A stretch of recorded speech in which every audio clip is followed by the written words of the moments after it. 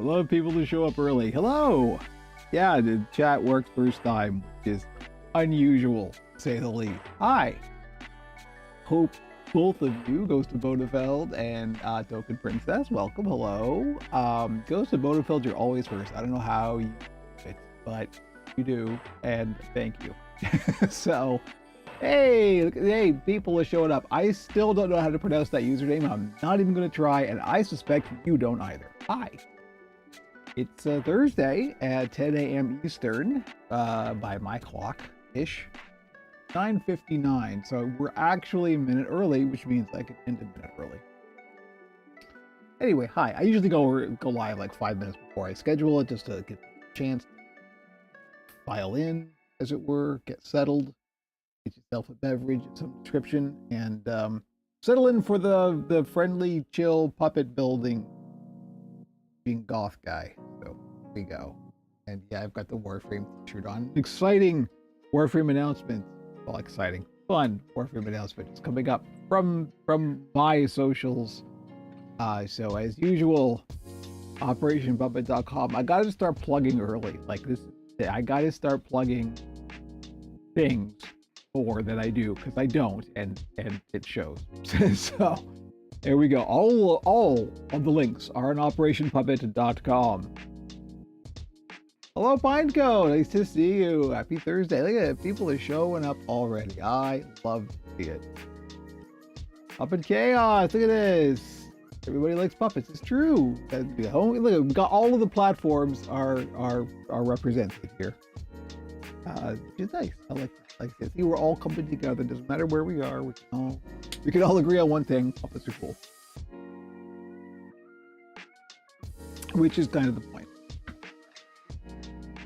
So yeah, I'm gonna like just chill for a minute, because who knows who else is gonna show up in this rate. This is pretty good attendance already, so I like it.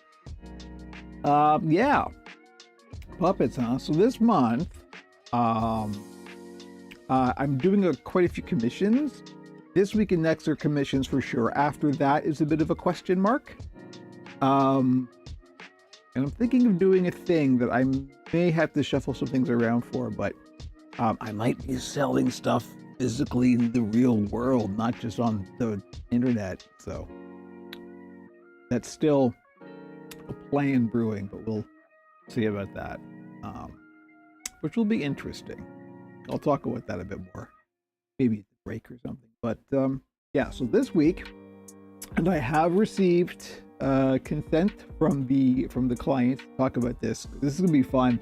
I'm really enjoying this build that I'm working on this week. So this is a client commission, and I'm gonna front load this because I'm gonna pronounce this word in a way that most of the American viewers will probably be either unfamiliar or cause a collision in their brain, because there's two ways to pronounce this word, and a lot of my pronunciations tend to default to the British style pronunciations, just because I was raised on British television. My grandparents were emigrated from London.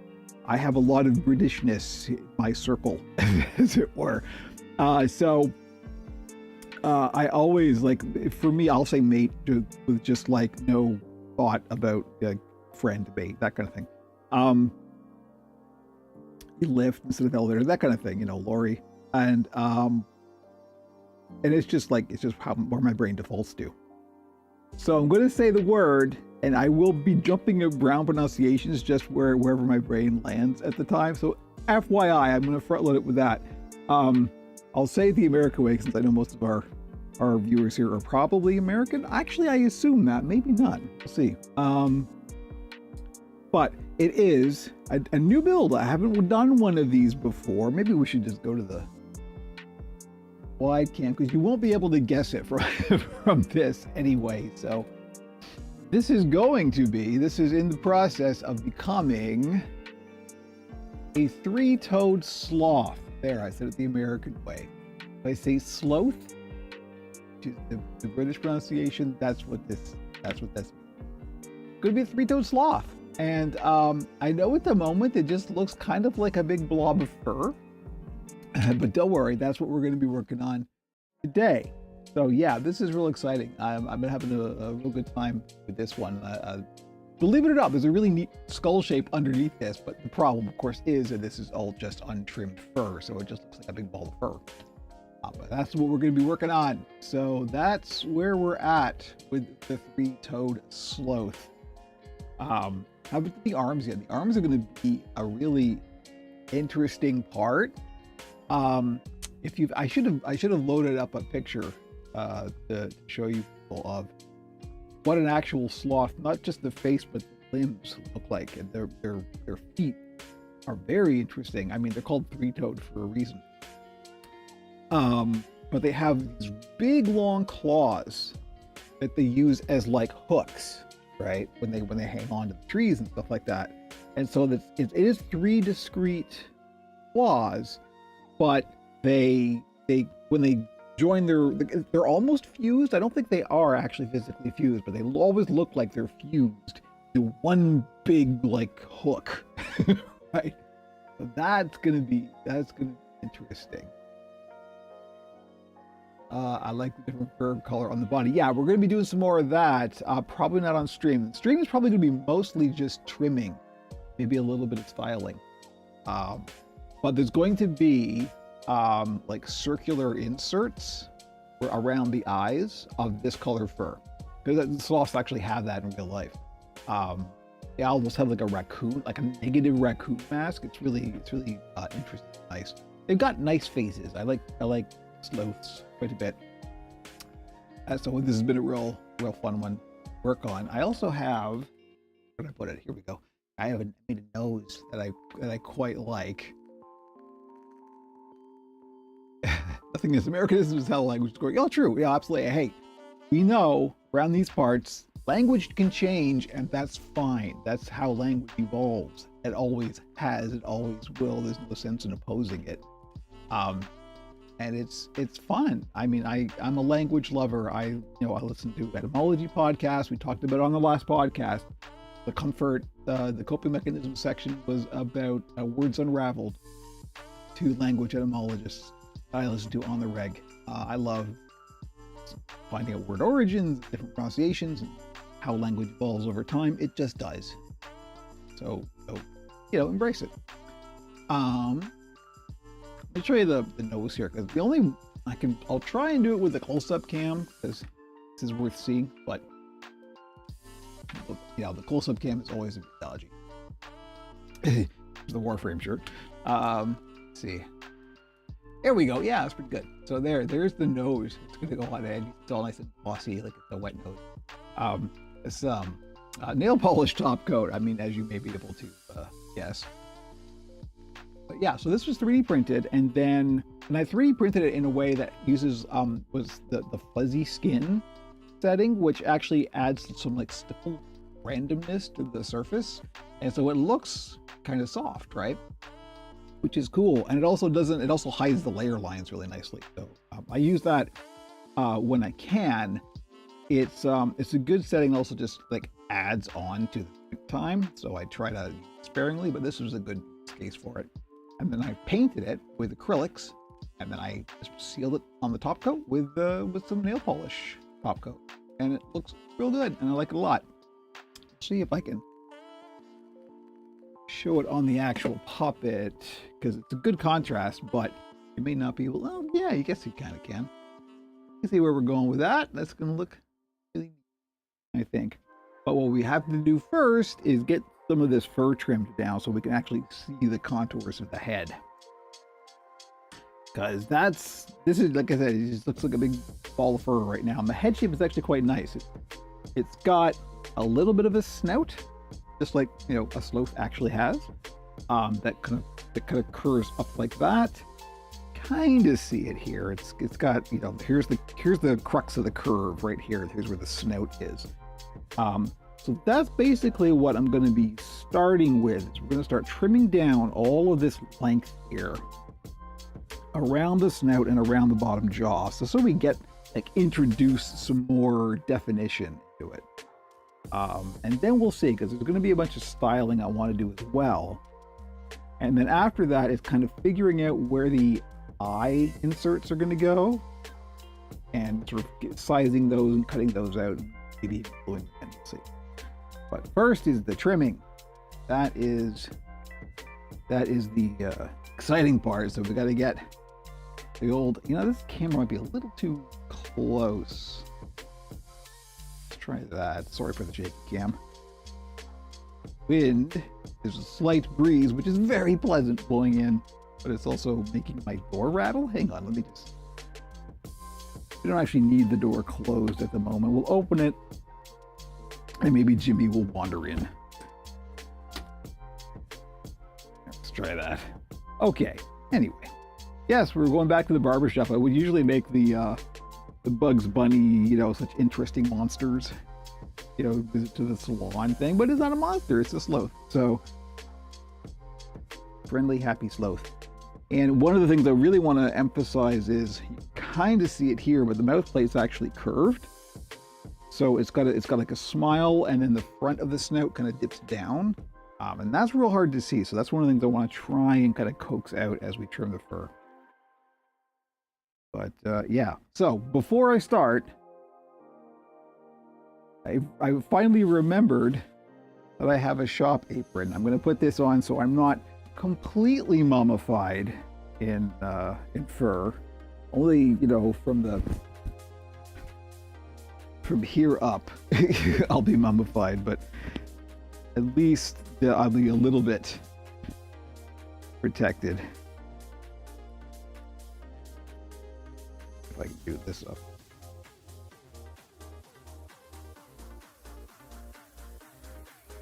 I'm genuinely thinking, could I go to a real barber's and pretty please tell my puppet a fresh trim? It's not that hard, and what you want to do is get yourself one of these or something like it. This is a wall peanut. This is what I know BJ Geyer recommends. It's not rechargeable. It is in fact plug-in, and that is important because those are more powerful. And I always put the guard on it because I know I'm going to go down, but I don't want to go down as far as the netting. If I wanted to go down as far as the netting, I would take the guard off and start trimming it. That's going to take it right down to the skin, as it were. So I put a guard on that's it's maybe not even half an inch, almost, a quarter inch. And this is enough because this fur is quite long and quite thick. So it's going to take a while to get through this. But that's what I use for my basic fur trimming. You can also start with scissors, but I like using these just because it's more even. Scissors, you can accidentally make too many straight lines to do that. Unless, of course, you are a trained beautician, in which case, by all means, go nuts. But let's just start trimming the fur. Let me get my chair's banging in the back of my legs. One last swig of coffee. I would love it if you took your puppet to the barber's and then okay, hear me out.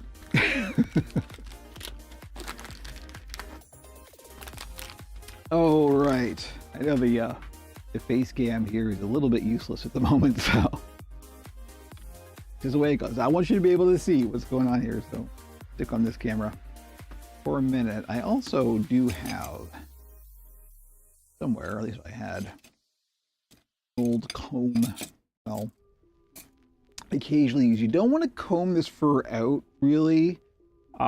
Fake fur, when you comb it out, just gets like a big ball of fuzz. And you want to keep some of this kind of clumpiness and some of the scraggliness. So you don't want to comb it through like you would hair. Just kind of want to use it as a pick to get some of the length defined, see where you're trimming. All right, so. And as always, use the center line as a guide. There is a center line, thankfully. So, but I'm just going to start trimming, and we're not going to get down nearly far enough to start. But I usually just start going and then just kind of let the vibes guide me. So.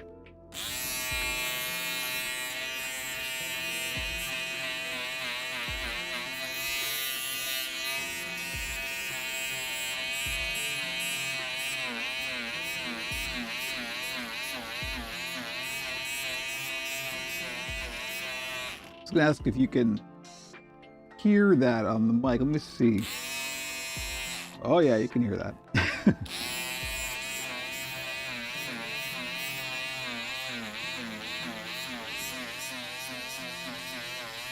Okay, good. I'm not even going to try and talk over it because that would probably be really annoying. But yeah, I'm not going to be doing a whole lot of talking while this is on at least.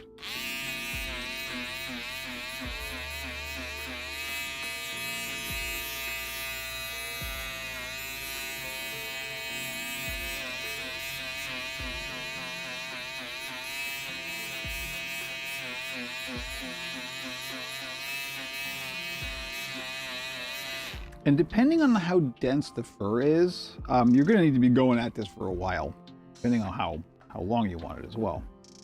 So every now and then, I just kind of stop and I pull, whatever I've trimmed off. That just goes on the floor for Jimmy to eat. Oh, I vacuum before I let Jimmy in. Believe me, he will eat it.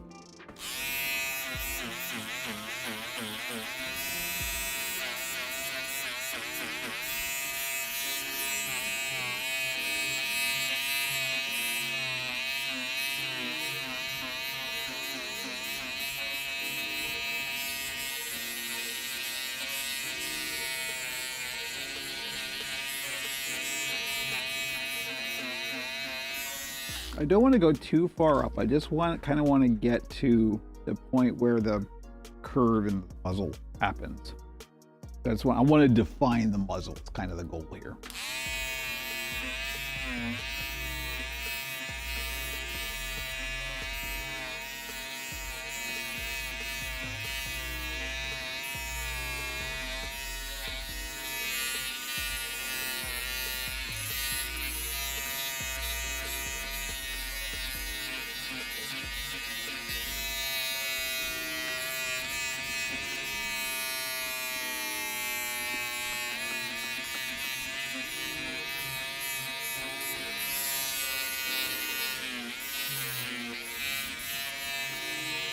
Any of you people tuning in now, that guy is shaving a puppet.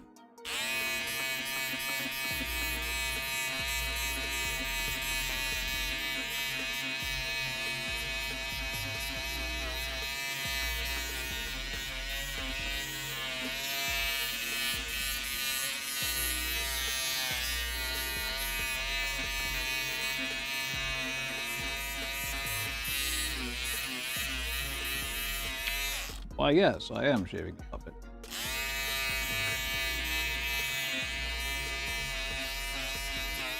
Hello, Indy. Nice to see you. I'm shaving a puppet.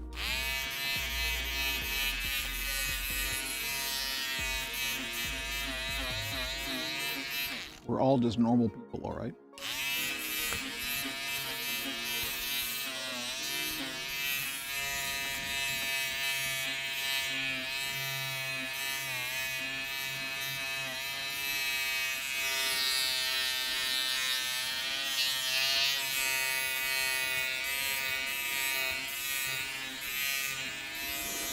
Now I want to leave a little bit of length because I want to get the diluted glue in here and style this so it looks nice and groomed, like it's all kind of combed back. And I will be shaving, a spot in the middle here to glue the nose down, as well as where the eye inserts are going to go. So I want to leave a little bit of length. He's shaving a puppet and not the cat. I'm sure Jimmy appreciates it. Yeah, I can't imagine how he would react. Unwell, I guess.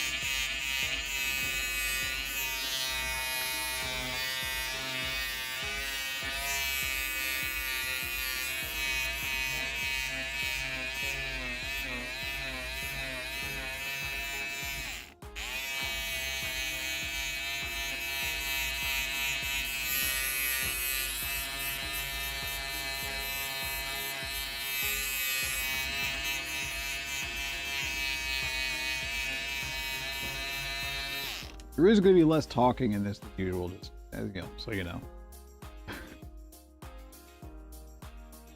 Starting to get there, starting to look this. So you can start to see the muzzle a little bit clearer now, which is the goal.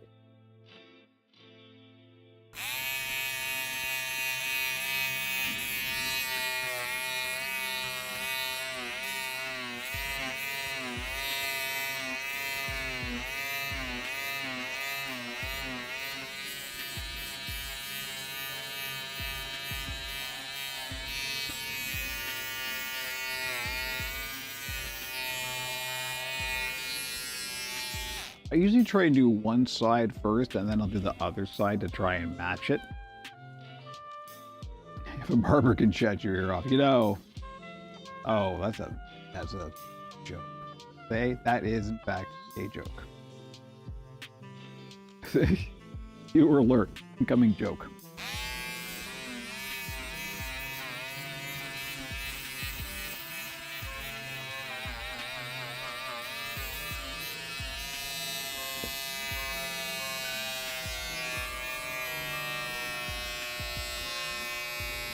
Stay still, behave yourself.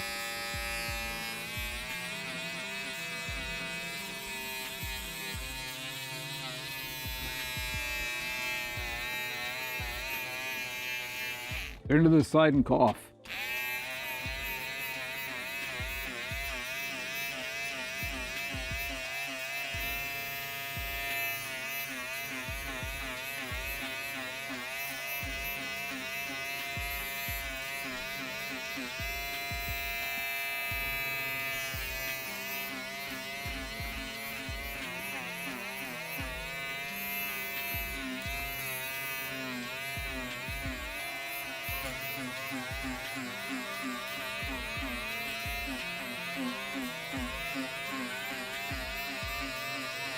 Hello, Demon Dreamer!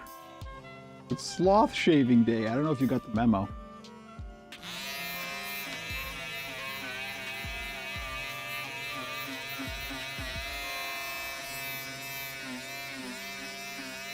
There really wasn't a memo.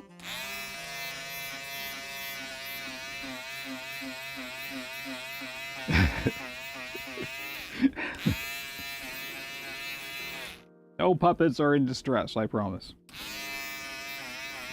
Me, on the other hand.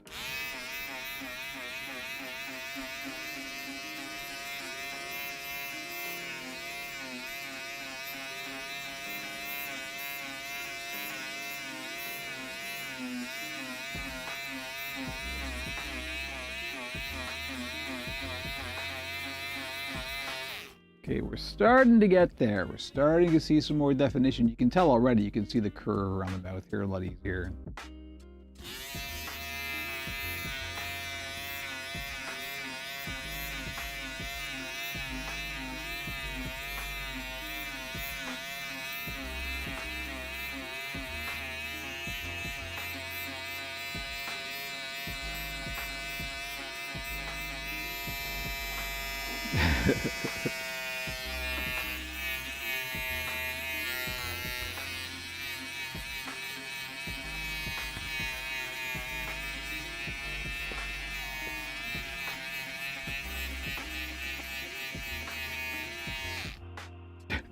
Hello, Shep the Bud, and you've actually kind of predicted a joke from the next Oracle episode. That's all I'll say about that. I probably raised expectations too high, but you know, just note there is a new Oracle episode in the works.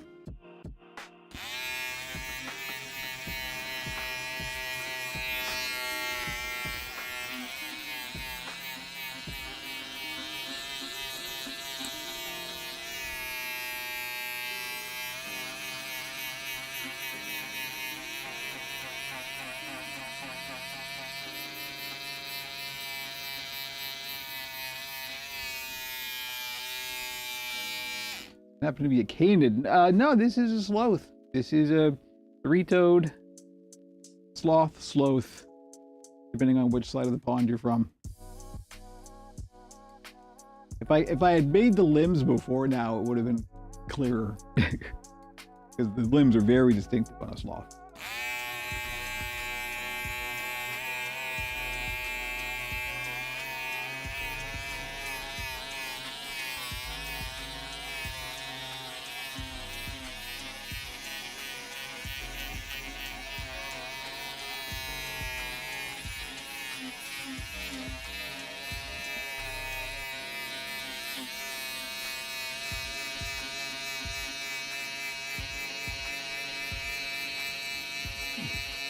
Does it have a name? I don't know. You'll have to ask the person who's commissioning it from me. I never name them if I know I'm going to sell them.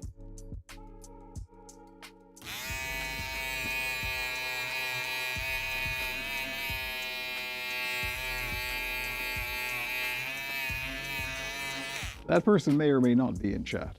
I won't out them.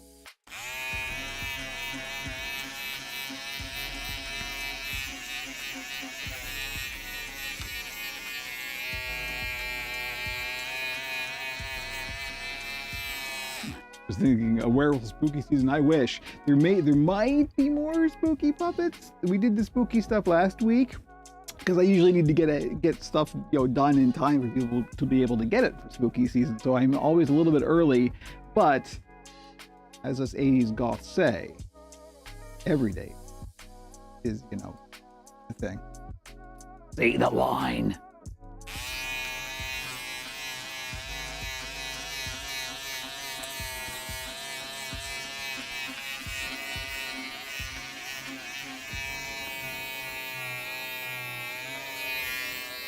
All right, I am liking this length. This is looking good. So you can see, hopefully, you can see the contrast between this side. I know this camera's not the greatest, so it's a little bit tough to see, but it's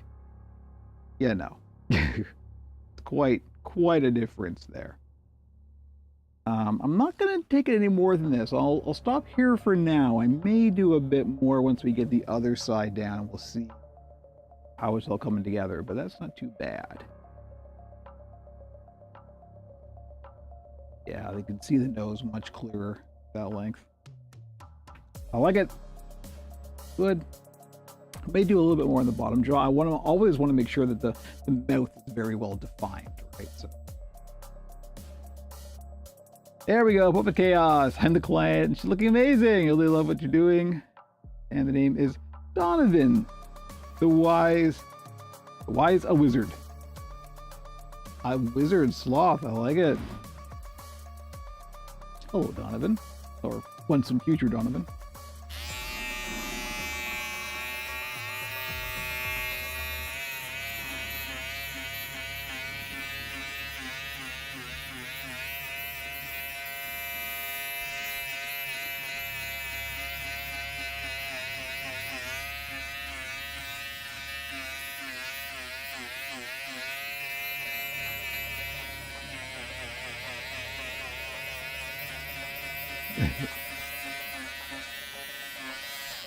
We gotta have you on the Oracle. Donovan and the Oracle could have a chat.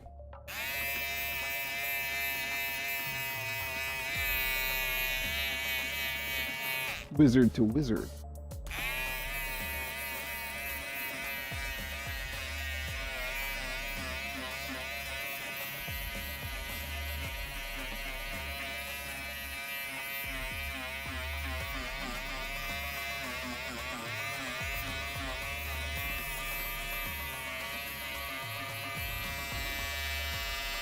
Oh, sorry, Donvin. Donvin. I apologize. Donvin, not Donovan. It was me just defaulting to Donovan, like the 60s musical artist.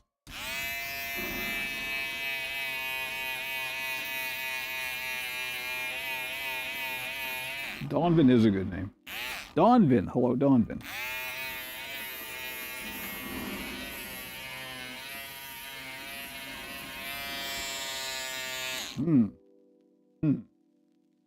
Hat, huh? I haven't been asked about a hat, but you can think about that.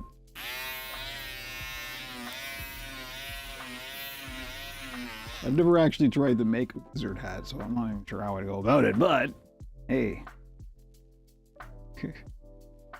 I think a wizard sloth might be meticulous with their spell work, you know. There's a good joke right there, right? It takes forever to cast a spell.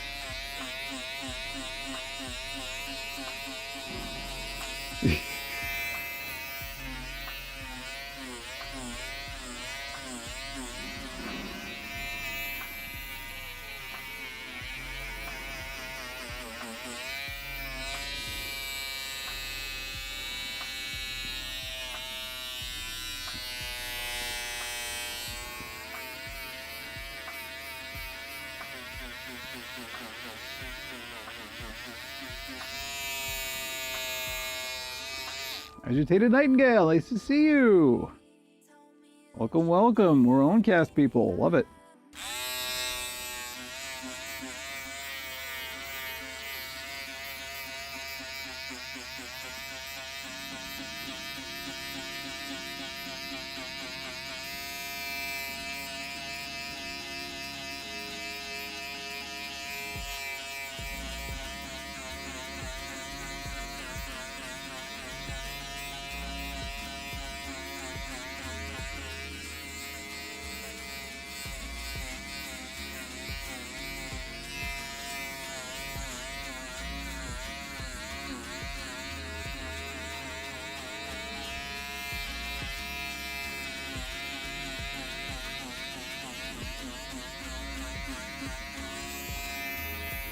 All right. How are we looking?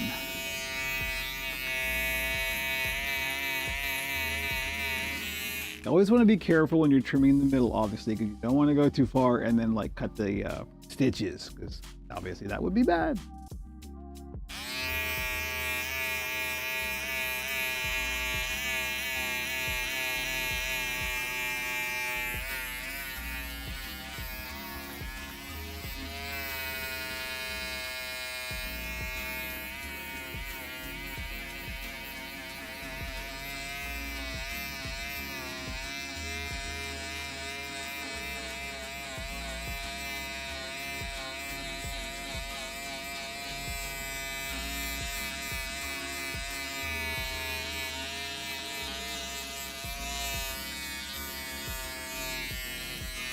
Yeah, I do look forward to seeing Donvin's adventures.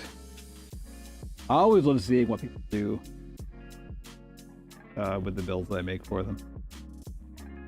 One of the most active right now is on the puppet front. Two of the puppets on that are my builds.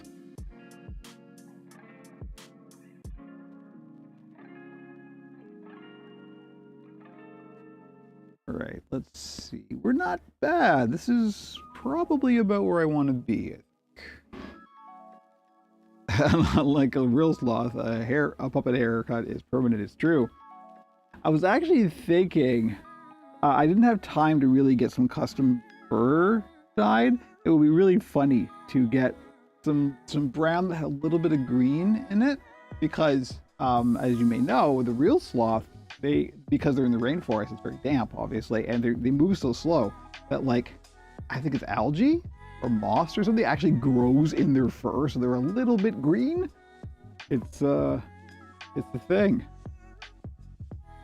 Don't move too slow or you get algae on you.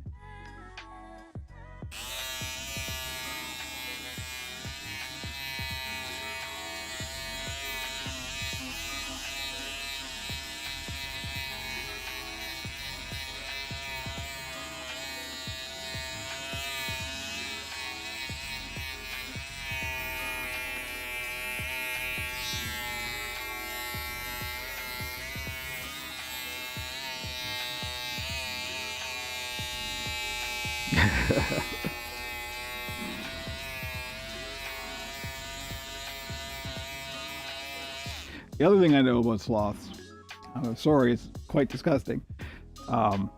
They have an interesting relationship with output. Let's just say that. You can look it up yourself. But I know a little bit about zoology. So.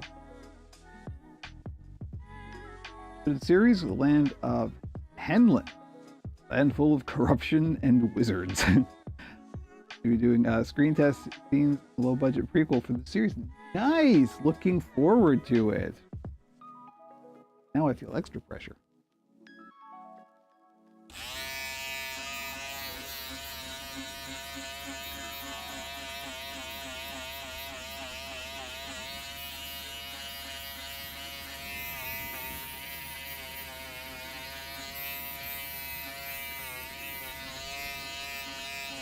This is good. This is looking exactly like I wanted it to. It's nice and this fur grooms really nicely. It's going to so I get the glue out and start, you know, there we go. You can really see the muzzle coming through now. That's perfect. That's exactly what I was aiming for.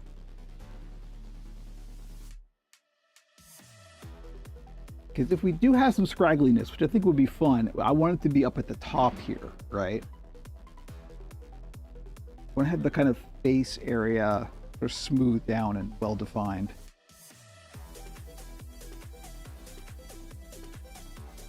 I have a dust cover for my puppets. I use them too much. Except for Goblin Boro. They're retired now. You need to build a new one. Yeah, I know what you mean. Kind of said to put them away in the box. I know. I've got for when I have like shop puppets that I or have been on the shop for a while, I have like big plastic bins under my work table here. And they all go in there, and I also have a shelf up top. Boost builds go on until it, you know, if they don't sell right away, then they go in the bin. And once all that stuff is full, then I have to stop building. I've got no more room for anything else. And I have a shelf behind me, as you may know. That's where the cast of the Oracle lives, and so it's unbelievably full. It's too full. Jelly Roll is in the back, just like laying on top of stuff. A lot. I need more room. We all.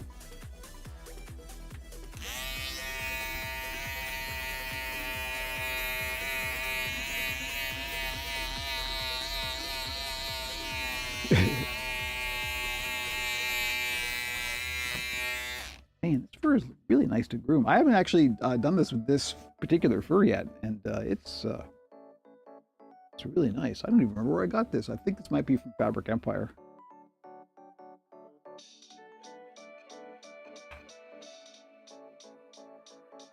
Okay, this is a good length. I like this. We're gonna stick here. Yeah, that muzzle came out nice. You can actually see the curve now. Okay, good stuff. Now, get the yeah, it's gonna look good. So white nose. I use large like trash bags covers. So the dust and sunlight. Good point, because particularly if you've got exposed foam, you don't want a lot of daylight on them.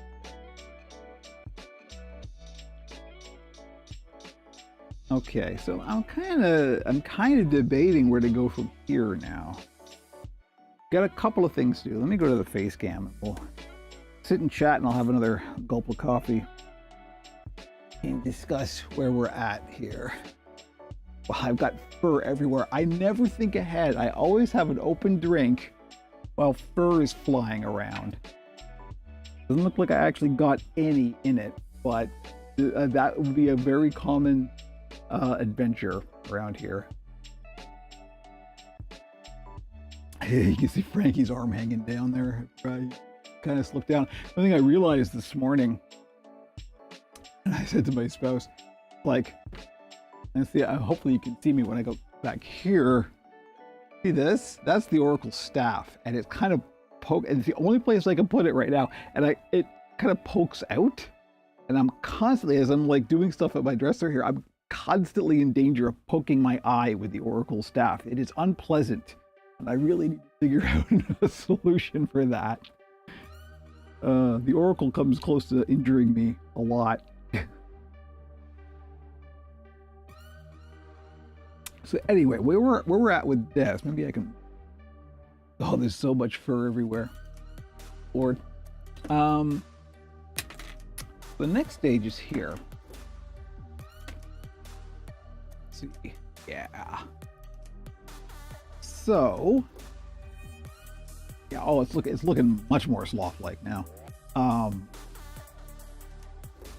like I said, I'm going to put sort of circles of the lighter color fur around the eyes, as a sloth has. And I haven't decided what style of eyes yet. I've got a couple of options, and I want to just sort of place them, see what I think, do a vibe check kind of thing. That's how I just design everything based on vibes. Yeah, that definition worked out real well. It's only going to need a little bit of actual glue setting as well. It's sitting very nicely by itself, which is advantage. Dylan, nice to see you. And you can see the grin much better, even though the lighting isn't great for this right now. But yeah, you can see the curved mouth plate. Yeah, well, this is it. So the two options that I'm playing with are, yeah, half open eyes, and very sleepy, obviously, sloth. But the other option is little black bead eyes. Because if you actually look at a sloth, that's what they have pretty much. And it would be a nice contrast in the disc of lighter colored fur. And they also have like a black streak that goes like from the corner of the eye down, almost like a, eyeliner. Hello. That I'm also going to obviously try and get in there. And so that will be a really interesting shape. But I just kind of want to play with that and just, whichever gives the most sloth vibe once I actually see it in place, that's what I'm going to go with. But I need to actually see, yeah, goth sloth highlighter. I like it. A+ approved. Official Operation Puppet approved. Yeah, this is a really fun build. I'm enjoying this. And of course, in the mouth here, we're going to do, the uvula and the tongue and the whole usual. I'm actually thinking of also doing two short, stumpy little teeth just on the bottom, because I mean, sloths have these, slight fangs. And I think that would be real fun to kind of just put little sort of dull, stumpy. And I'll make those out of foam so they collapse down when the mouth closes. Are there any puppets that you would never replicate for a commission, like Frankie and the Oracle, etc.? Good question, and yes, and you've named them. Anything that's on the cast of the Oracle, like on the regular recurring characters, those are ones that are one-offs. And those are for the Oracle and nothing else.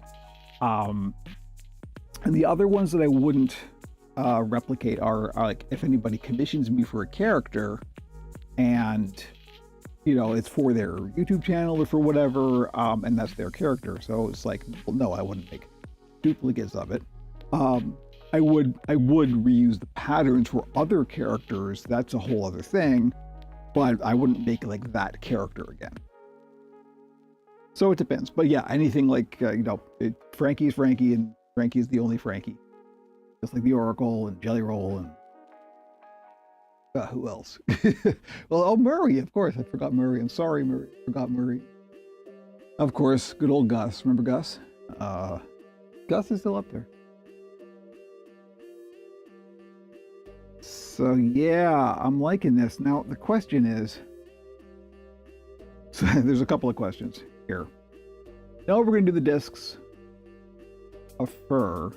It may actually end up being like a whole. I'm keeping holding it in the chat, which is not helpful. I keep thinking it's either going to be two discs, or maybe just like one solid mask shape. I don't know yet. It may come down to which is easier to trim. But to start with, okay, you know what I'm going to do? I'm going to determine the size first of how big the disc should be, and then we'll go from there. Because how I proceed is going to kind of be based on that. So, first thing I'm going to do this out of the way here. Go off center. There we go. The lozenge. Is we need a circle, basically. I actually don't have a lot of this fur left either. The light colored fur. Now, thankfully, it should be more than enough to do this. But I did kind of commit myself when I picked this color.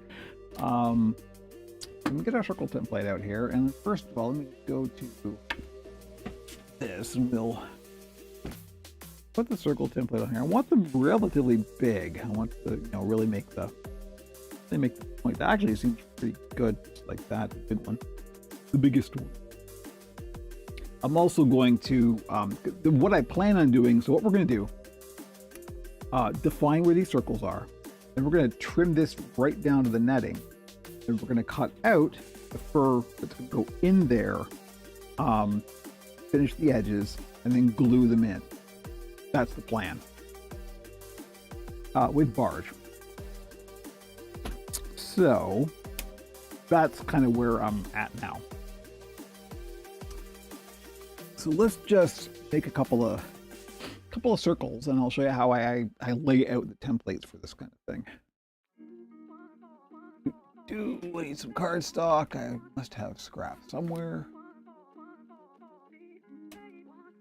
I always have scrap laying around.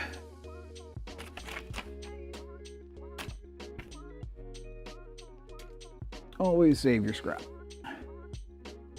So we had the biggest one, so we're gonna make 2 of these. So this is just some cardstock. It's good for making like a quick and dirty templates like this. All right, cut these out. You can barely see that. There we are.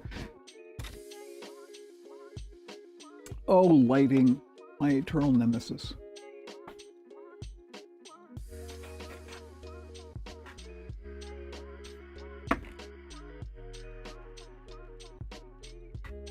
So my goal is for today to just like finish the face, hopefully. And then tomorrow will be the limbs. And then in theory, if I can get through all that, I'll get it done. I may, depending on how it goes, I may push it early next week. I did give myself 2 weeks to work on this, just in case, because there was a new prototype. And it doesn't look like I'm going to need quite that long, which is good.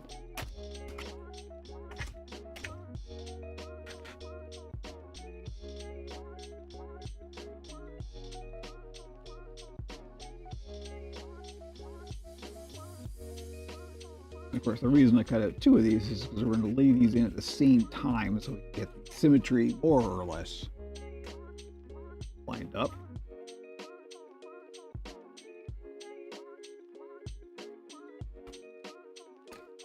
Okay, we've got our 2 cardstock circles.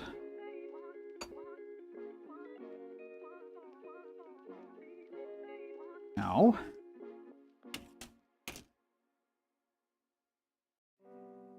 of course, the nice thing about cardstock, I should have marked the center. I didn't mark the center. Should have marked the center. I can mark the center now.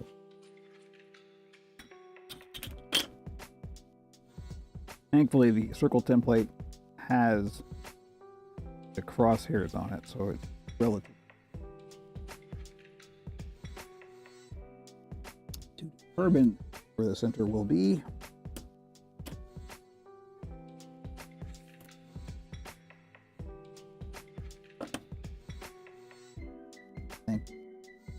circles.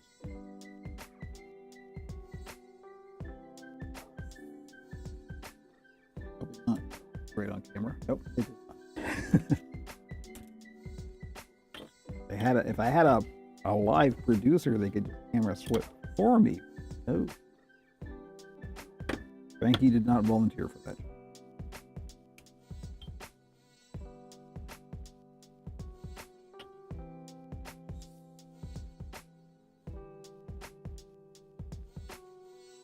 All right, there is more or less the center.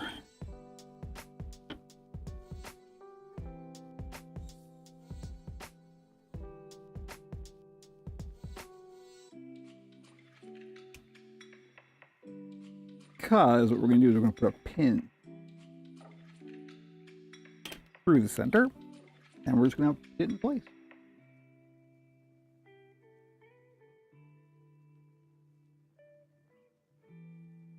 There we go. We have our now dangerous circle of cardboard. Get our puppet out here, and I'm going to try and make it even as possible. Again, I'm, you know, in symmetry are not good friends, so gonna just try and get there and eyeball it as best I can. There's fur everywhere going up my nose.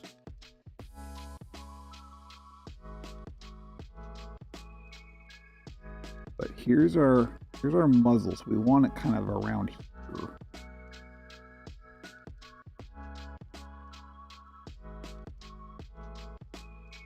Kind of have to think ahead at this point, because if we do have eyes with pupils, unlike the Blackheed style, they are going to have to be just slightly cross-eyed at the Purge's point. Kind of want to think, you don't want these too far apart.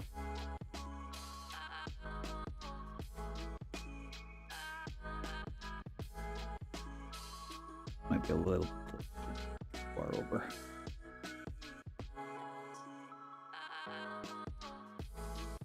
And I mean, you can also kind of determine based on, because I can see the center line right here, so you kind of, I know it looks really wonky on camera. I think this one should go up a little bit.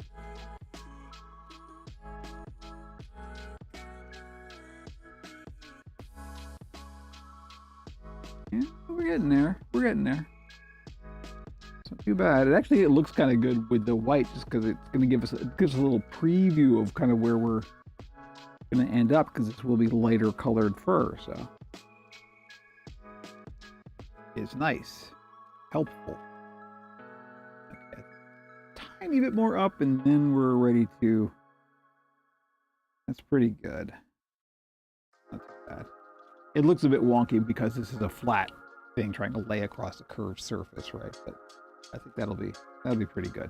And now what we're going to do is, keeping these pins in place, we're going to start putting pins all around the outside, and that's going to like define the area that we're going to trim down to the netting. Get some pins out here and start do-si-doing around the outside.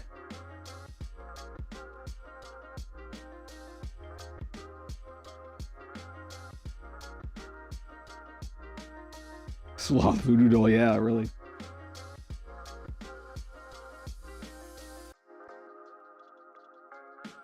Somewhere right now in the Toronto Zoo, there's a sloth going, ow.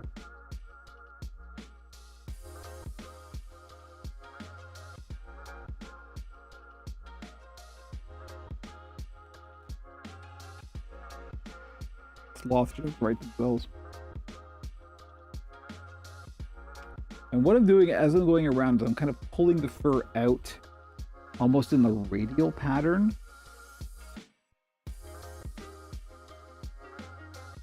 That's kind of where it's going to naturally end up once we trim it down anyway. So I want to help it along with that. I just put in as many as it looks like I can sort of stay within. That was perfect. Thank you. Thank you. Thank you.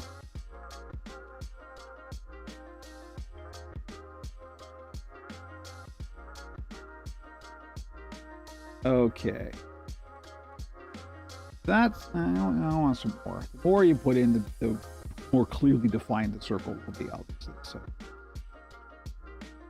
when in doubt, use more pins.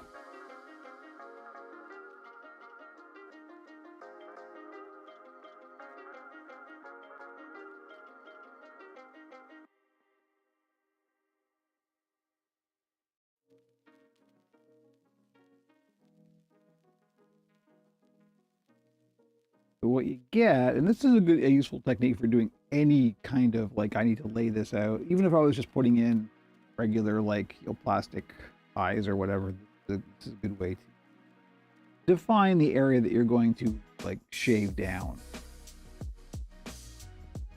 Before you're going to put like yours in, I'm going to do the nose the same way. Like this is how I do it. I'm not sure that there is a universally correct way. That's pretty good. So now it's going to take that circle out, and you can see you've got this nice circle of pins, and so that's defining our area where we're going to trim down. And we're going to do that on the other side. I want to make sure these stay in.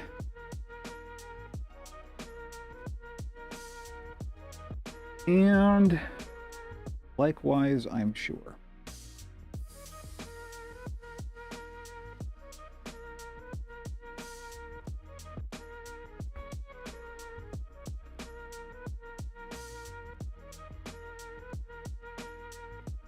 Now that I'm actually seeing in place this one, no, that's all right. I want to make sure I don't go too far. These are going to end up looking smaller than this, FYI. It's because of the nature of fur.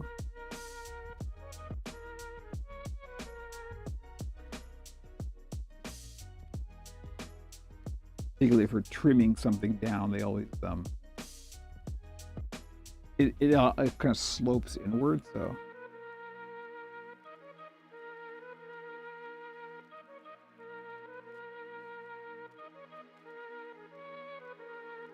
If you want more bad jokes like that, you can always watch my YouTube/PeerTube series, The Oracle. Full of that kind of humor. Like that? I got good news for you.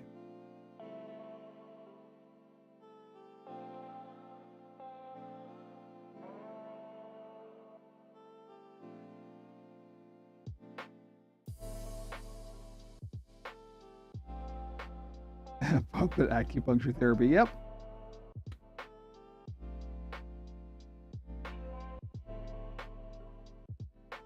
Okay, I think we're good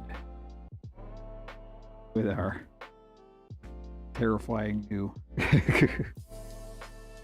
Hey, spooky season.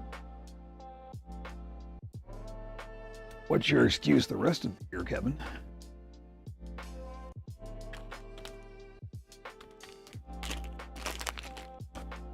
So now I'm going to start actually not with the clippers. I'm going to start with scissors. You gotta be real careful because it's really easy to cut the netting with scissors. So, but I just want to get, because this fur is fairly thick, I want to just sort of get some of the bulkiness out of there.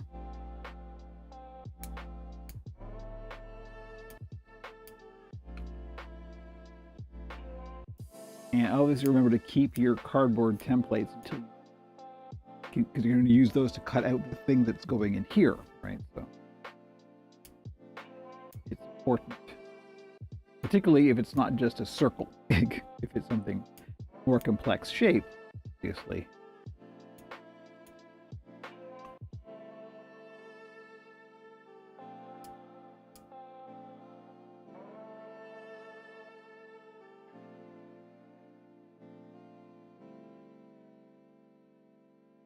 Spoil this puppet too much, and the Oracle cast to be asking for special treatments.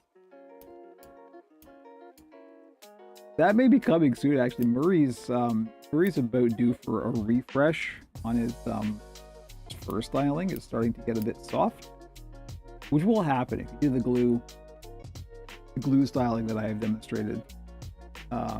Or it will kind of wear off over time. And it is nice to refresh it.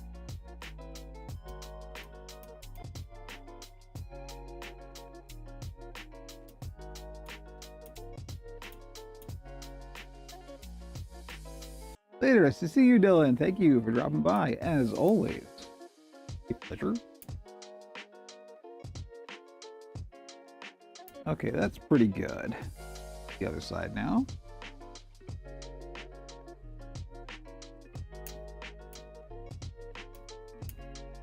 What are we at for time?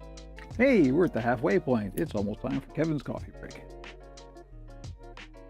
Not that that was ever a part of the stream before, it just seems to have developed. I usually find I need Need something to refresh myself after about an hour's worth of doing this.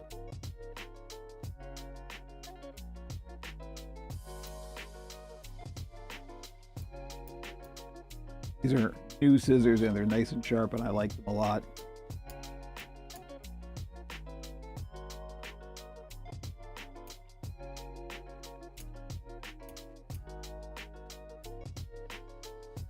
All right, gonna get to this and then I'm gonna go grab me a coffee.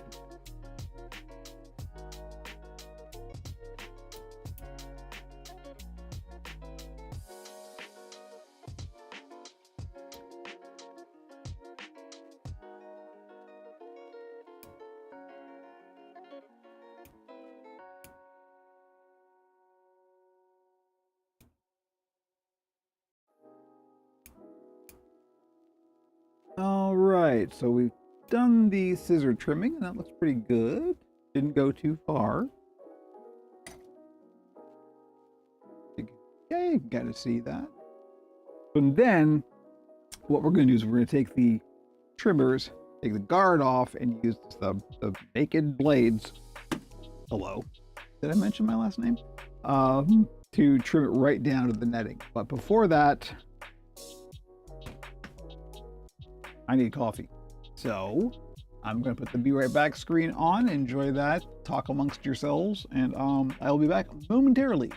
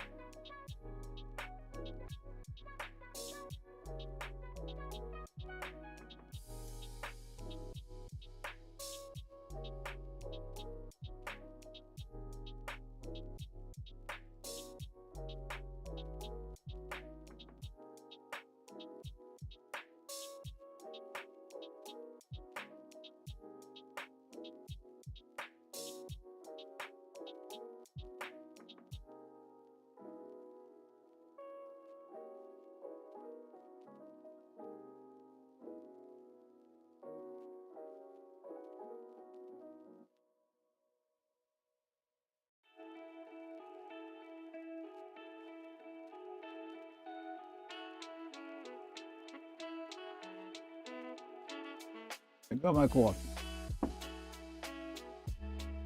Oh yeah, no. The thing is, like, I went away, came back, and so I'm seeing it with fresh eyes, right? Because you always kind of, as something's around. Camera's focused. I'm sorry. I think I can do about it now. It's a manual focus, so well, because as you're around it, you don't, because it changes gradually. You don't see it all at once. But if you go away and come back, then you kind of refresh your internal image of it. Yeah, that's starting to look like a picture that was in my head. So, trying to think, were there any announcements? Kind of. This is only tangentially related to puppets, but I'll be announcing this tomorrow. I'll be doing the post for this then, but I am, after some consulting with my partner in crime, the Warframe clan, Pixels and Puppets, the official Operation Puppet Warframe clan, is going to be open to whoever wants to join. So yeah, that's going to be happening. And if there's anybody here who happens to play Warframe, you can join the official Operation Puppet clan, and you'll actually, the logo is our clan emblem, and you see this in game, which I just love. So that tickles me every time I see it. So if you happen to play Warframe, or are you curious, the Warframe curious among us, perhaps a refugee from another online shooter, I can give you a leg up. So that's it. That's the only like thing that's going to be happening. Because other than that, it's more puppet building. So next week is going to be more commissions, and then like I said, the week after that is a bit of a question mark at the moment. But I may be back to building for the shop then. We will see. See. So that is what is happening in parts lately. Gearing up for spooky season, which is always, yeah, obviously, for some obvious reasons, my favorite time of the year. Cannot get enough. I wish I had, because of the way that the timing worked out, I didn't have time for a lot of Halloween builds this year, so we did the 2 last week. The spider has sold, FYI, if you remember from last week. The spider that sold, and but the Nurney is still available. There is a Gothy Nurney still available. So the commissions I have next week in Dreamer it's going to be 2. It's for the same client though, and they're going to be 2 humans. And the nice part is the client, who I know that they watch the occasional. At least the VOD of the stream, shout out, because you're awesome, thank you.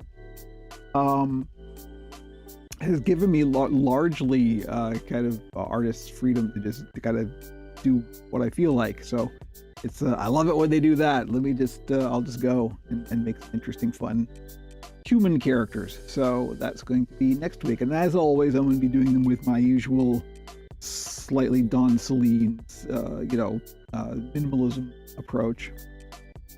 It's going to be some 3D printing involved, all that kind of stuff.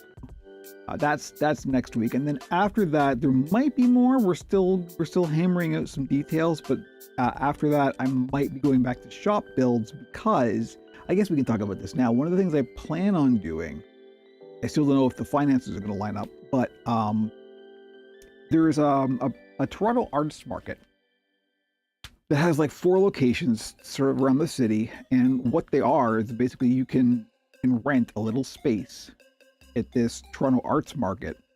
It is like $250, so it's not nothing, but it's not exorbitant. For 4 weeks to rent your own space, and you can just put the stuff you make there. And I'm thinking, like, I'd like to try selling more locally, obviously, because shipping is a bit of a thing right now. Oh, you're welcome, Puppet Chaos. It's my pleasure. It's been a real fun build, and continues to be a real fun build. There's a lot more to come, so don't worry about that. So yeah, the arts market is. I think this might be a good time of the year, right? Because we're starting to get into the Christmas season. People are going to places like the arts market, just for gifts and stuff like that. So this might be a good time. I might just do this seasonally kind of thing. So we're gonna see. I'm gonna try and. I'll do like a 4-week kind of trial run to see where we're at. So for that, I need stuff to sell, obviously. So after next week, I might try and prioritize going back to shop builds, depending on how the potential clients shake out. Some of them have been having to delay for a while for a lot of different reasons. But anyway, that's what's coming up. So next week is 2 commissions, and the week after that, question mark. We'll see. So it's all good. It's all doing stuff. Hope the American market cleans up. I hope it cleans up for everybody. Everyone's feeling it right now, right? That's the thing. Exciting and scary. Yeah, I know. Well, that's the thing. It could go great, or it could be a complete wash. I have no idea. So my finances are so tight at the moment that I actually have to think seriously. Can I spend the $250 for potentially nothing? Right. So. We will see. But yeah, that's the thing. And I thought I'd just try it. We'll see. If it goes great, then fantastic. I'll do that like every year, at least. I might just keep it going. Who knows? Like, if it goes fantastic. This is the thing with puppets that I have learned. You cannot predict what's going to happen. You hit the right person at the right time, and just the brain wheels turn, and suddenly it's like, oh wow, right? So it's a complete unknown. We will see. Might be great, might be terrible, might be no clue how that's going to go. No predictions. So We will see. I'd like to try it though. If nothing else, just to like make more local connections and stuff, because I've been doing this all on the internet forever. There's got to be local people. I just don't know. So we'll see how it goes. All right, enough yapping. Back to shaving puppets.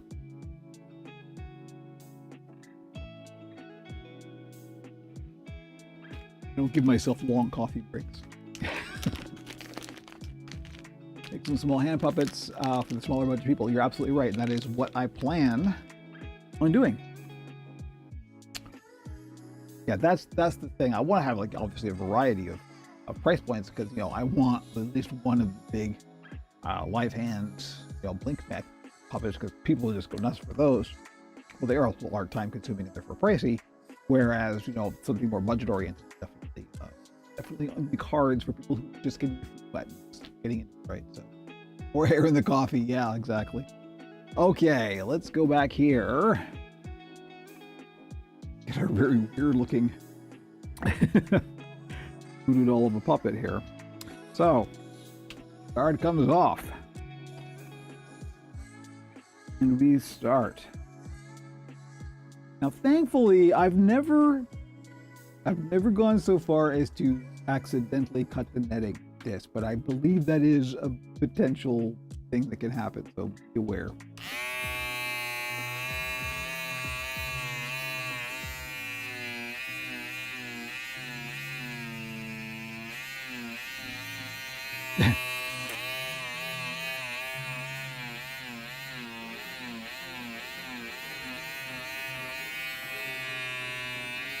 Yeah, I know. I say that now, and this is the first time it will happen, right? On camera and everything.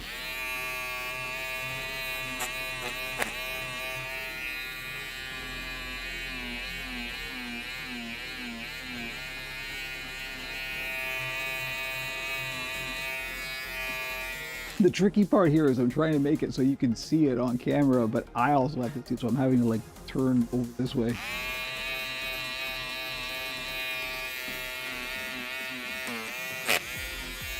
So what you will occasionally do is you'll hit one of the pins, and it'll make a terrible noise.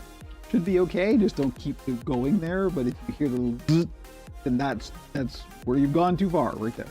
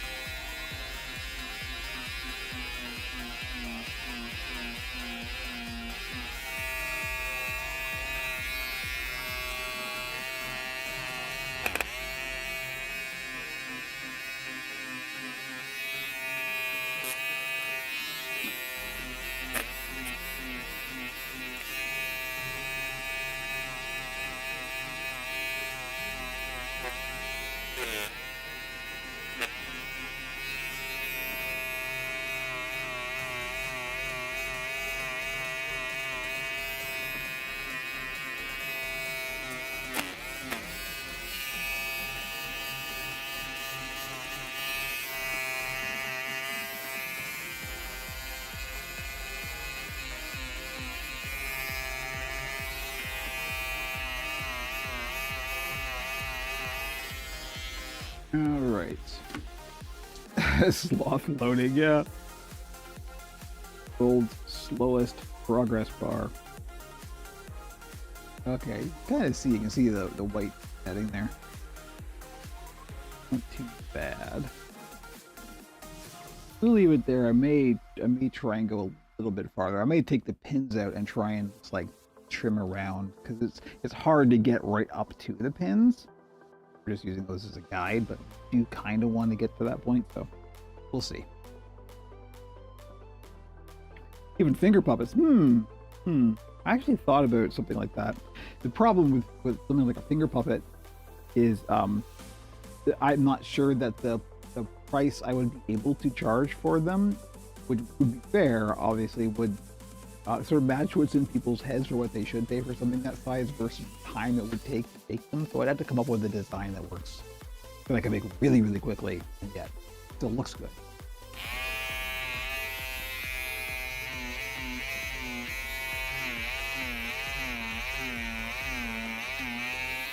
And that, as always, is the deciding factor. How long did this take to make?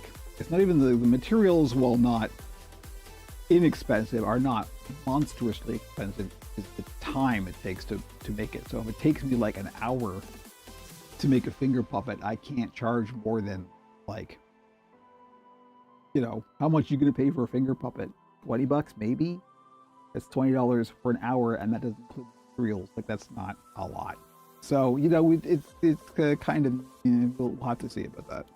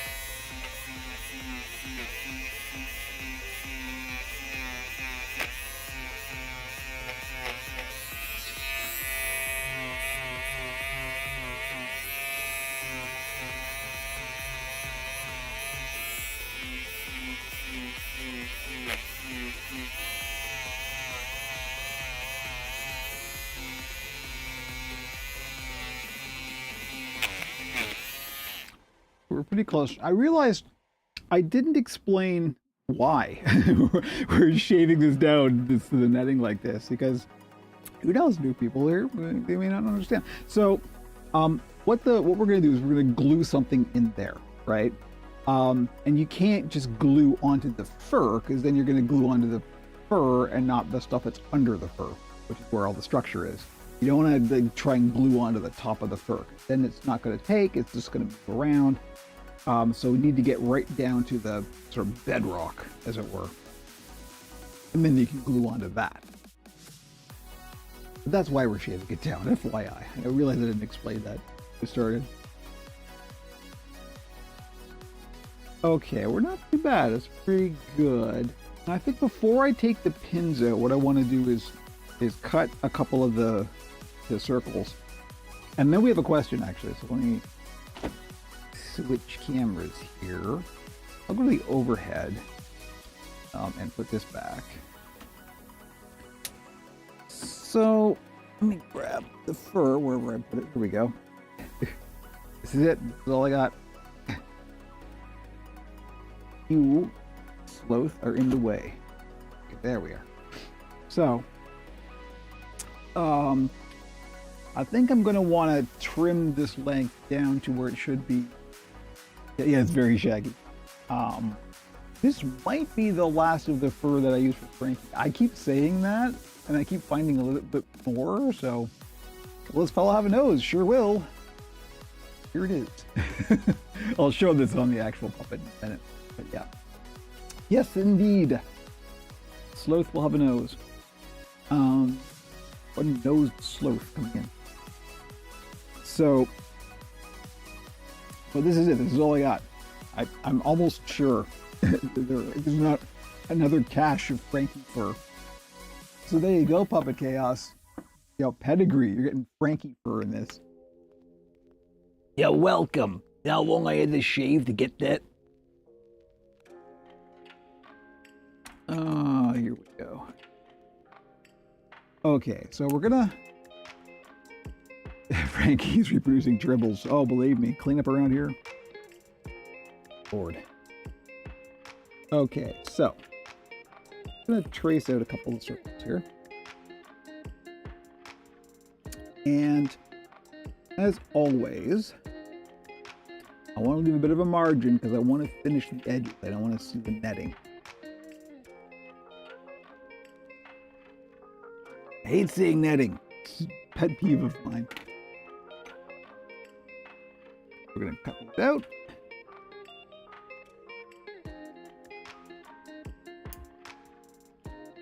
Sure, we're only cutting the netting, not the fur.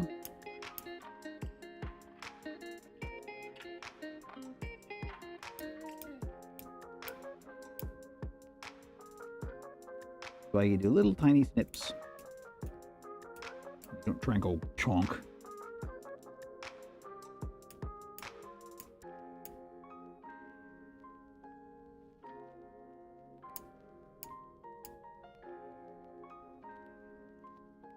Pay attention, your fursuit makers.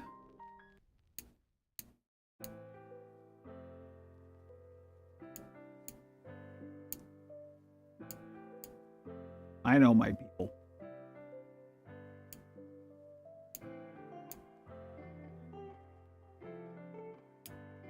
All right. Go. One disc of fur.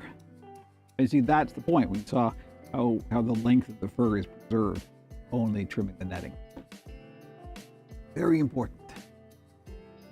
You make a puppet like this of yourself. I'm not sure how interesting that would be. I guess if I made it with like that glasses and stuff, that would, you know, other than that, it's really just a round-headed Caucasian dude.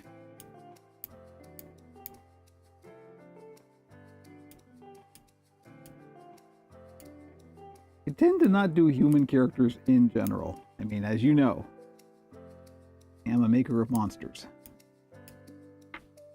Might be fun though. I've been asked a couple of times to do like look-alike, you know, people for like, you know, I want to get a puppet for a person's birthday. I want to do a look-alike of them. It's like, that's not really my wheelhouse. I'm not great at caricature, so I'm not sure I'm the person to do that. But honestly, I would be relatively simple, so maybe that's one advantage. Okay, there we go. We've got our discs of fur. So what we're going to do, and what I have to kind of decide now is, A, do I trim these before or after they get glued on? Next week is your chance, hey, you know. Also, what color skin would I use? Because I don't ever try and use like human like skin tones. I always try and do them like a Sesame Street style abstract, you know, color. So probably a light purple. Yeah, anyway. So we got to decide if we're going to trim this fur now or after when it's glued in. There's advantages and disadvantages to both. First thing I want to do is just kind of put these on the puppet and see what it looks like. Let's do that. Goth puppet. You know, you think that's new? That's not. I mean, I do those every year. Come on, man. So, see, here's why we do this. Because now that I look at it, I'm like, okay, if you've ever seen a sloth, you know they have this sort of teardrop shape thing happening. Want to keep the length for sure because we want to style that in like that.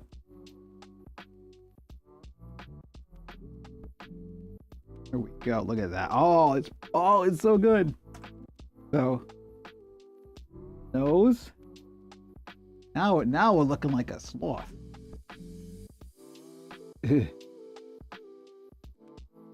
Yeah, we're getting there.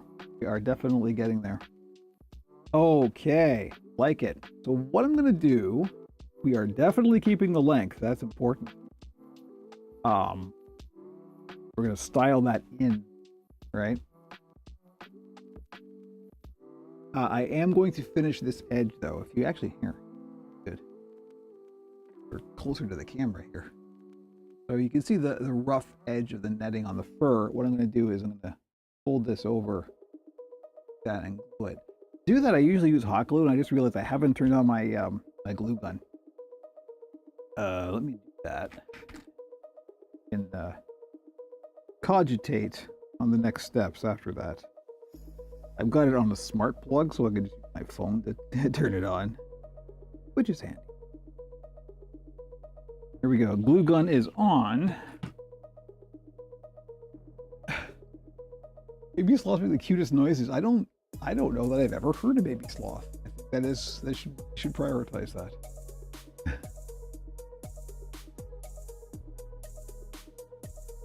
Yeah, well, that's after this. Then the styling, the glue is gonna happen. I don't know if it's gonna happen on stream. We're at 11:24 already, so we've only got about a half hour left, which I don't think is gonna be enough time to get there. I gotta wait for the glue. The next thing is definitely the glue gun, so we've gotta wait for that to heat up. So I don't know, there's nothing to really do at the moment, other than sit and chat. should have thought ahead. I should always just, when I come in the morning, I should just turn the glue gun on and leave it because it's in a safe place. It's not going to set anything on fire. So I should just remember to do that. I should just set up an automation to do that. Which I can do. Oh yeah, this is gonna be good. I'm liking where this is going. See if I can show it a little bit better on this camera. So, not putting my hand in there right now. No.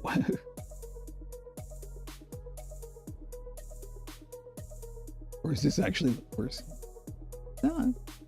See, yeah, when I glue style that, that's going to be good. Now, the interesting part is going to be getting the black streak, because as we know, sloths also have that kind of black eyelinery kind of thing going on. So that'll be interesting. I'm not quite sure how I'm going to do that yet. I'll probably just use a little piece of black fur and then style that into it. I may actually try and use some fabric marker or a combination of both to make it more defined. We'll see. Or I might just build it into the structure of the eye itself, right? I don't know yet. That's later today. I'll figure that out. Yeah, that's stuff right there. Perfect. Yep. Good stuff. Light. So that's one of my priorities. Always make them as light as possible. Every little bit matters. Okay, I'm gonna have some gum. Forgive the chewing. Of course, I just remembered my important rule that I always forget: trimming fur, never chew gum. I always get fur in the gum. I'm gonna pay absolutely no attention to my own advice.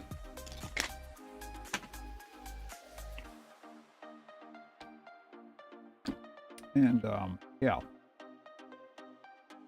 Well, the next thing is the glue gun. Glue gun is not hot enough yet. I fear that I'm in a holding pattern. We can talk about the hands, actually. That'll be interesting. I really wish I thought ahead and got a picture of a sloth to go find a picture of a sloth, and particularly the end of their limbs. So what I'm thinking of doing, because we want on the three, now we have an advantage in that, let me show you this.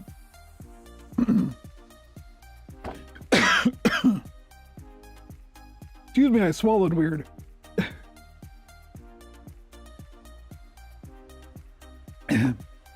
Don't make me do a spit take and escape. Here's the hand that I use for most of my live hands. Puppets, unless they have the three. But we are going to keep the thumb. Obviously, we want the thumb. A hairball, yeah. So the claws are only going to go on these three fingers. And the goal is to make it so when the fingers are brought together, they form that one sort of single looking hook thing. I also don't want to make the hook too long, too claw-like. I want it to be kind of cute. So Big Bird's mittens are three fingered. Yep, they sure are. I mean, Frankie's are. I don't know if I've ever shown Frankie's hands up close. Here, this is something good to waste some time.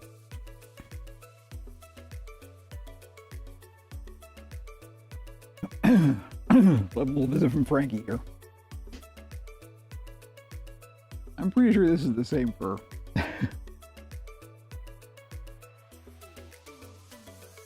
Claws seem awkward to use, you know, I can imagine.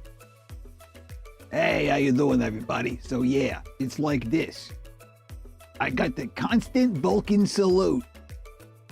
Live long and prosper. Stuff. So yeah, there we go. There's Frankie's got the three finger thing going on too. Almost all of my puppets do. It's like a thing.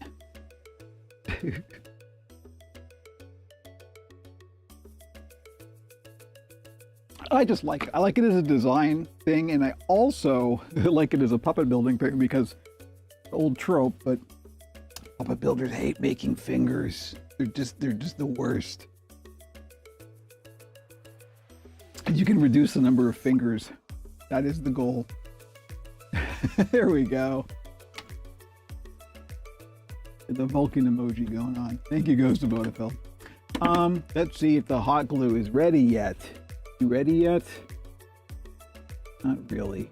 I'm gonna try it.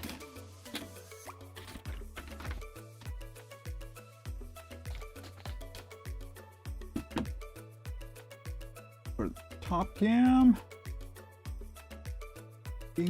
which is just, the lighting is the worst on this today. I don't know what happened. The window isn't open or anything. Frankie's mood. Yep. Frankie is the voice in my head. I keep saying. Isn't it so easy for me to perform Frankie is because if Frankie is basically my super ego. He's the one that's I've just given a name and a voice to the little conversation person you have in your head that's criticizing everything you do all the time.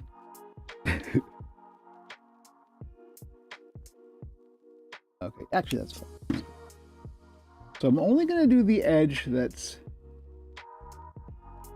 on the outside where the fur isn't gonna show it. Or is going to show it. I'm doing the edge that is going to show the netting. You gotta be real careful when you're doing this because you're getting your fingers close to the hot glue is, as the name implies, hot. I think that's more than an implication. There's a very good example of how Frankie just in my head right there. You heard it live.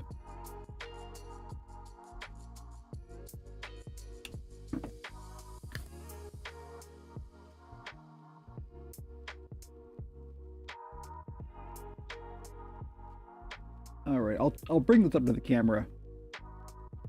I'm done here just to show the difference.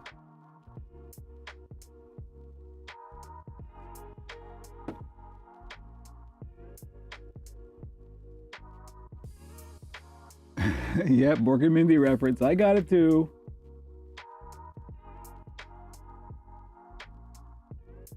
I'm an old man too.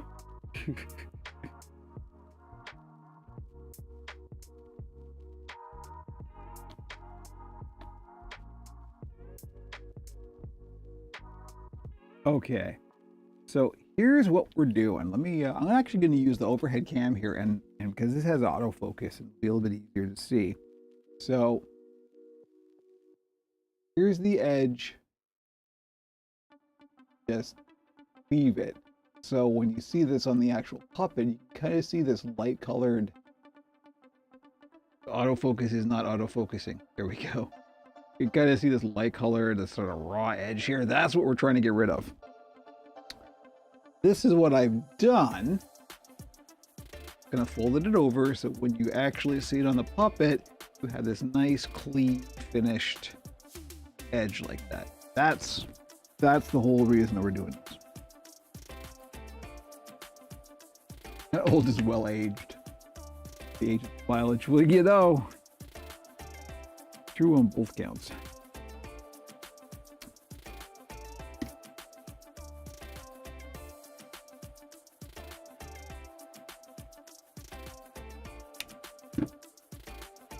What you do is I put the glue in, then I just wait for a second, let it cool a little bit, make sure you're not actually touching the glue. Like fold the edge over. On camera, kind of.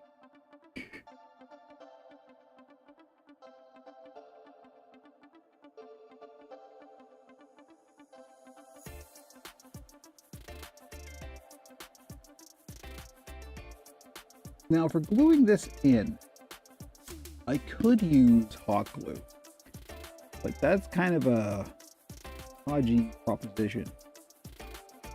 Less easy to control, whereas if I were to use contact cement, I can at least carefully paint that in, whereas hot glue, just sort of glop it in there and work quick. I prefer to not have to work quick, so. We go with barge, in which case I do have to get all of the equipment out, and it's 9:34.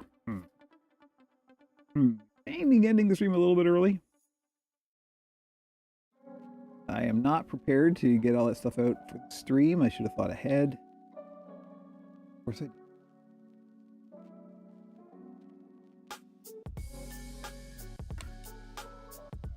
but what we can do right now, we kind of get an idea of eyes. Start to make some projections about where we're going to go with that. Actually, I have to finish trimming the eye sockets, as it were. So that is next. Okay, so the hot glue is done. Put that away. Up the camera.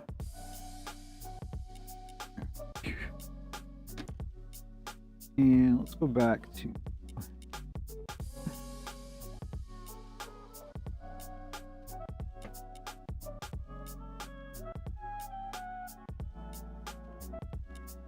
and now we'll have size. That's still pretty good. Yeah, that's over. You're actually like, you know, shrinking the diameter a little bit when you make that edge, so I'm sure it is.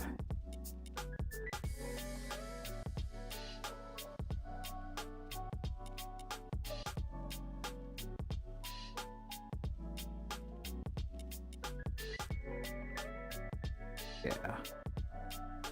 Yes, indeed, and it's nicely defined too. That's the other thing, is I want to make sure that roundness is quite clear. It is. So. Okay. Nice. Good. So the next thing I want to do is I'm going to take the pins out and we're going to finish trimming around edge there, just to kind of, you know, clean it up and around the edge where we didn't want to actually ruin the blade of the trimmer by rubbing it against some metal pins. But now that we have our circle defined, then it's easier to do that.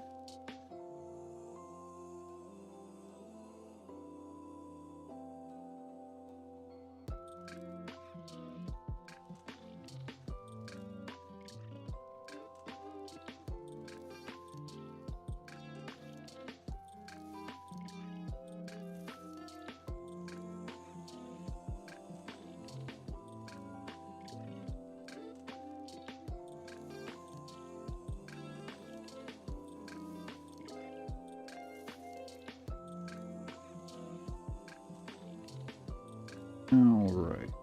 Oh, you know, the other thing I can do is, before I get to actually gluing the eye inserts, is I want to start working on the teeth, kind of see how they look in there before I make any decisions.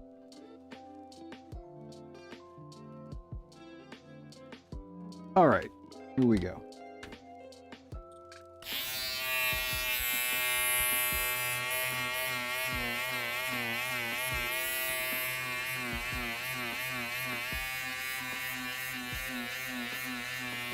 And the important thing is I'm not going really any further. I'm just kind of bringing it up to that edge.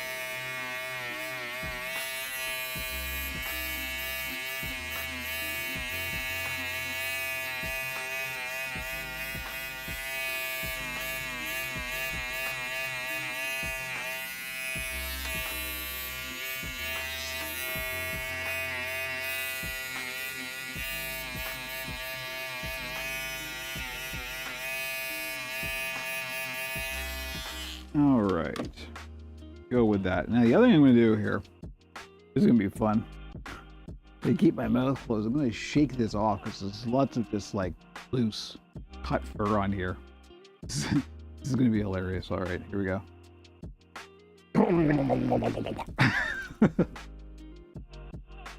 Yeah. All right. Looking ungroomed there, Sloth. Yeah, this fur is really nice. I keep going back to that, but it's like it's the first time I've worked with this particular fur, and it trims down really, really nice. Very sweet. Okay, here we go. This would make a good Wookiee, I think. A good, like, you know, A New Hope Chewbacca versus the other Chewbaccas, which are more disheveled. This is the real, you know, hairsprayed. The hairsprayed Wookiee. Okay, so for the eyes.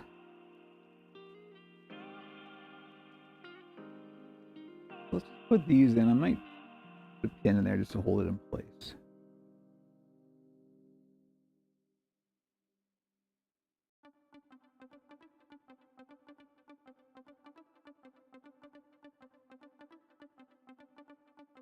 I don't have any eyes with eyelids currently, so that is something that is going to be added, but we can at least kind of get a vibe check on shape.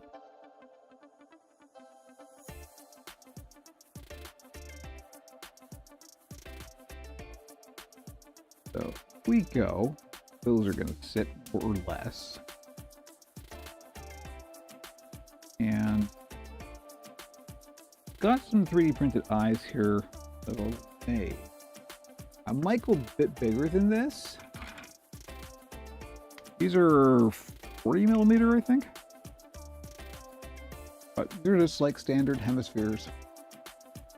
And I will be putting sleepy eyelids on these. Yes, that's a little small, I think. I'd go bigger. I'd go like a 42 millimeter, which I don't currently have printed. The brown grouch with their eyes closed, yeah. So yeah, if I do 3D printed dome sleepy eyes, I would want them to be a bit bigger than this, I think. Other option, you really want to see the sleepiness of it, right? That's the whole goal of that. Don't have any of the right size printed. I gotta fish them out here. They're a bit buried under some scrap here. The bead eyes. Let's see, big old bag full of eyes, noses, and stuff. These might be okay. A little small, actually. I want these like really clear, so I want the biggest ones that I have, which aren't all that big. But I could also make them, of course. These are just standard doll eyes.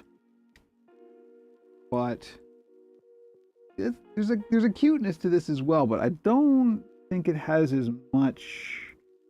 It's not going to have as much personality as the sleep dome eyes. I mean, this will be nice, particularly with the black streak down here, but I'm leaving sleepy eye at the moment. I was thinking of this because this is actually kind of what a sloth eye looks like. But yeah, I think the sleepy eye is the way to go. That will make them more kind of Muppety and more, you know, a little bit more personality, I think. This isn't bad. And I may do a future sloth, once in future sloth, with this style eyes, because it is nice. But I think for this, I think Donvan, if I remember correctly, I think this is going to be the sleepy eye. Of course, Puppet Chaos, if you're still there, by all means, if you let me know if you have a preference. I'm just doing my whole guy designing a puppet thing, so if you would like one way or the other, I am more than happy to. That nose here.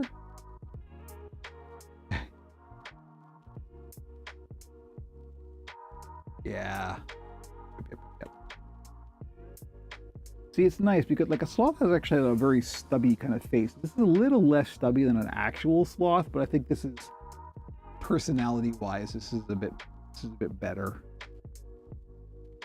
Kind of get the point.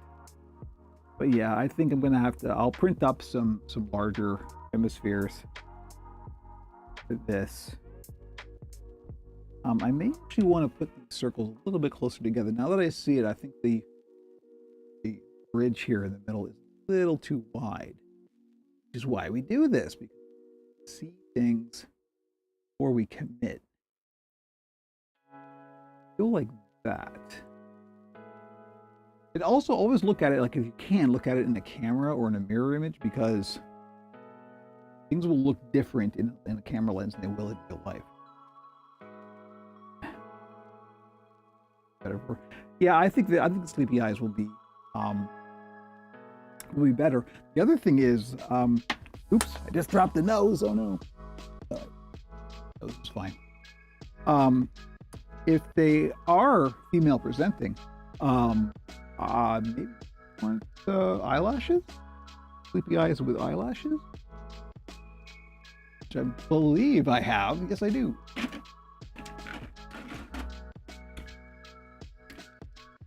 Yeah, we got some eyelashes. That's some eyelashes. You can do that. That might be a bit better. I'll see once I actually get the eye made. So I'm not going to glue this in just yet. I want to wait. The eyelashes. Yeah, I know, right? That does look a bit better with the nose, I think. And also, like, even the placement of the nose, like, we want to place higher up. Higher up is cuter. That definitely leads into the cute. Lower down is more technically correct for a sloth, but higher up is, you know. So I think we're actually going to leave it there, because the next thing I want to do before I glue these in is get the right size eye printed up so I can put it on here and have a look and see how do a vibe check there. I think the word vibe check a lot lately. Hey, that's, we're designing stuff. It's all about the vibe. So the other thing, where are we at here? 11:46. We got a little bit of time. I'm going to 2 sheets of brown for look great. I know, right? Yeah, it's perfect. It's just because there's so much of a contrast. It's almost got that raccoon thing, which slows kind of have. I'm gonna make a couple of really quick and dirty little stubby teeth here, just so we can put them in the mouth and can see how that feels as well. Again, a vibe check. So I'm gonna grab this little piece of raw foam here, and I don't want them too big. So let me see.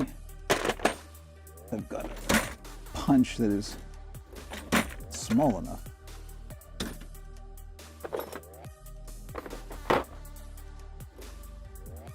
Oh yeah, sure. Okay, let's try. Might be a little too small, but we'll try this. This is gonna get loud. I should have warned my wife. I think she knows by now. If she hears hammering in the next room, then it's normal.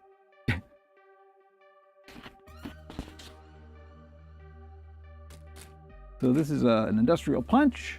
It's used for, you want to cut out a perfect circle. Which are real handy, particularly for making pupils. So this is just 1/2 inch thick. This is my standard poly foam. And I'm gonna get our mallet here. Hopefully this is gonna be a little bit tricky. One of these, but we'll see how it goes. Big bang. Yeah, that worked quite well. Ooh, that's a nice little cylinder right there. Good stuff. Okay, another one. Might actually want a bit bigger.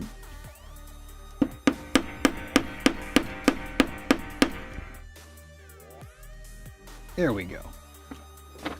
That worked quite well. I don't think I've ever actually used this punch on this foam before. It's got a lot of static electricity now. It's all can't get rid of it. Little pieces of foam, like when you cut foam and you get little pieces around, it always has a static charge on it, so it's just sticking to everything. Ugh. Can't get rid of it. Go to the wide cam here. It might actually be an okay size now that I look at it next to the puppet head. Let's here. So my thinking is just, oh yeah, now the static isn't going to work in our favor. Come on, stick. Not sticky.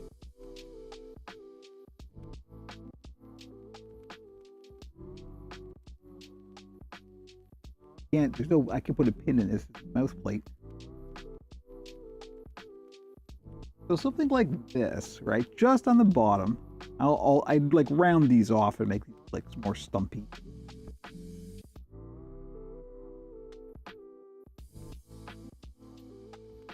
You know, I think that will just add a little bit. It would define the mouth a bit better. And it's the kind of thing that a sloth actually does have, so. We'll see. I think I'm inclined to yes, of course. Chaos, if you would prefer teeth or no teeth, by all means, let me know. I'm just gonna go with the vibe check until I hear otherwise. But yeah, that's it. And that's all I would do is just the two on the bottom, because right, that's friendly. If you put them on the top, that's predator. Put them on the bottom, that's friendly. I don't know why. Vibe check. You know?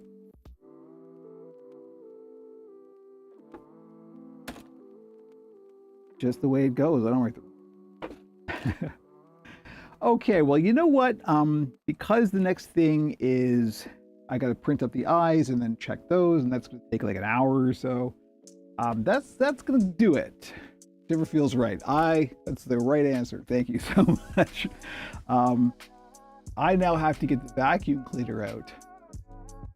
Thanks very much. You had good timing because this is the end. We've hit the end part. Thank you as always for joining me. OperationPuppet.com for all the links. Once again, I keep forgetting to plug stuff. Warframe Clan is going to be open for new members if you play Warframe, and I know it doesn't seem related to puppets, but it kind of is. You'll see. Yeah, OperationPuppet.com. Just go there. The TikTok channel is now active. Don't get me started. Anyway, we're doing stuff there. We're posting a little bit more. We're posting short form videos now, stuff like that. So I'm just trying to get more people. Right. I need more faces. I need more eyeballs. You can do your part by sharing this stuff around. So like, yeah, don't forget to like. Thank you. See, that's the part I always forget. That it matters. Interactions matter. So like leaving a like or a comment or something actually helps me. Apparently. I don't know anything about any of this stuff. This is why I don't have that many followers, but that's okay. You're all special. I'm trying. Anyway, I am going to go now, and I always take too long to wrap this stuff up. Next week, business as usual. We will be doing more of this stuff, and I hopefully will be streaming some this weekend. We will see. That will be the video game stuff. So, pixelsandpuppets.com, etc. And yeah, thank you all, everybody, for showing up. Always nice to see you, and we will catch you later.